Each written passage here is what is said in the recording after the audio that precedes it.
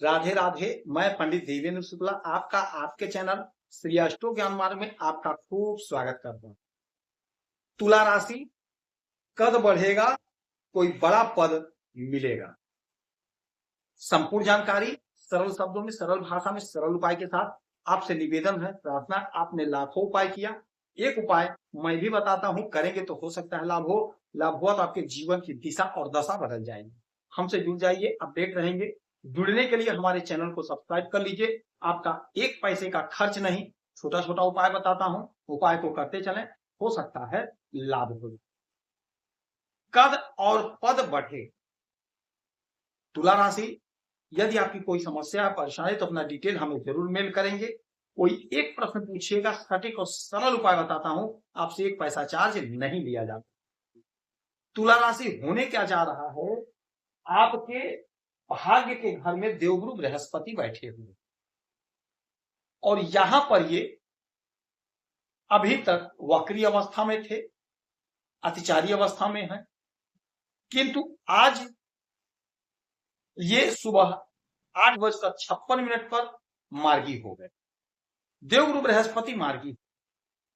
देवगुरु बृहस्पति जब भी अतिचारी अवस्था में होते हैं, समाज में, इस ब्रह्मांड में बीमारियां फैलती हैं, रोग होता है, एक दूसरे देश से युद्ध होता है, सोने चांदी के भाव में उतार चढ़ाव होता है, बैलेंस नहीं बन पाता है। किंतु अब जब ये मार्गी परिस्थिति में हो गए, तो यदि कोई विवाद है, एक दूसरे देश से कोई विवाद है, उलझन है, लड़ाई है, झगड़ा है, वह शांत होगा। सोने चांदी के भाव में संतुलन बैठेगा। जो उतार चढ़ाव था, उतार पटक था, वह समाप्त होगा। एक सीमा पे आकर के मामला सेटल होगा। और यही देवगुरु बृहस्पति मालिक है आपके छठे घर और आपके पराक्रम के घर पे। पराक्रम के मालिक हैं और आपके छठे भाव के मालिक हैं। देवगुरु बृहस्पति आपके भाग्य के घर में मार्गी स्थिति में आज से हो गए। आज से आपको आपके भाग्य का जोरदार साथ मिलेगा, और जब भाग्य का साथ मिलता है तो सारा काम हमारा बन जाता है। हर प्रकार का जो समस्या है उसका हल, उसका समाधान हो जाता है। और जब भाग्य का साथ मिलता है तो समझ लीजिएगा हमारा हर जो रुका हुआ काम है बनने लग जाता है। आपका कद, आपका पद बढ़कर रहेगा, यह 100% तय मानिएगा। अब यहां से इनकी 3 दृष्टियां पड़ेंगी।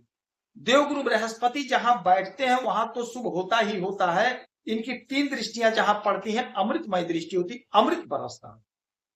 5, 7, 9 इनकी ये 3 दृष्टियां हैं। अब 1, 2, 3, 4, 5, 5वीं दृष्टि आपके लग्न में, तो आपका कॉन्फिडेंस बढ़ेगा, आपकी बुद्धि बढ़ेगी, काम करने का जज्बा बढ़ेगा, जो भी काम करेंगे उसमें आपको सफलता मिलेगी।